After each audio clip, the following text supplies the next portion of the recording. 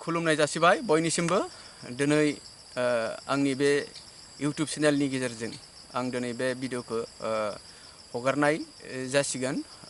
दिनैनो गिबि खेब बिगिनिं जागायजेनबाय आंनि YouTube चेनेलाव बे भिडिअखौ नोंथांमोना आंनि भिडिअखौ आंनि चेनेलखौ नायनानै दुखु मोनदोंब्ला आरो गोजोनदोंब्ला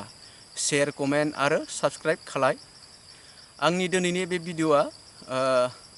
बेनो जोंनि बर'नि आफादफोरा थांनाय 2020 मायथाइनि 27 जानुवारियाव आन्दलनखौ जों खालायला होननानै मोनसे सान्ति एकर्डखौ खालायना फैबाय दिनै 2 बोसोरबो जास्लाबि दिनैनि बे 8 सेप्तेम्बराव आकुबार बर'फ्रा दिनै उदालगुरि जिल्लानि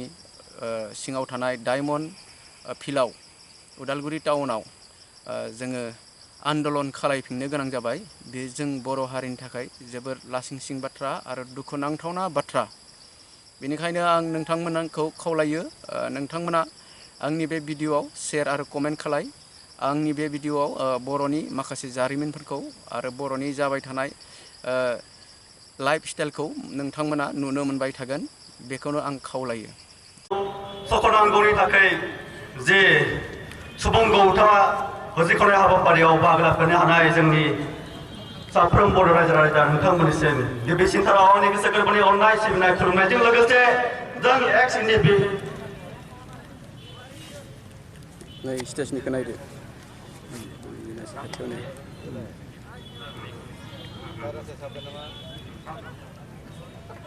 इउनाइटेड फरामनिफ्राय रोजा रोजा साबायखर बावहरनाय थाबाय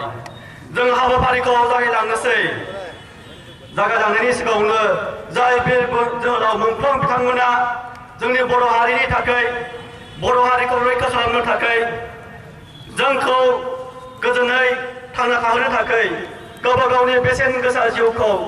बर' हारिनि थाखाय नों आंनि मोजांनि थाखाय जोंनि भबिष्यतनि मोजांनि थाखाय बिथांमोनखौ सखनांगौनि दिनैनि बे हाबाफारियाव जोङो सफैबाय उदालगुरि जिल्लानि डायमन्ड फिल्डआव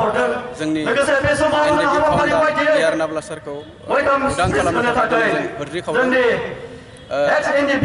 दुखुनांथावना आरो सानथावना बाथ्रा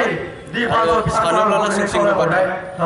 थांनाय 2020 मायथाइनि 27 जानुवारियाव गासैबो बर'नि आफादफोरा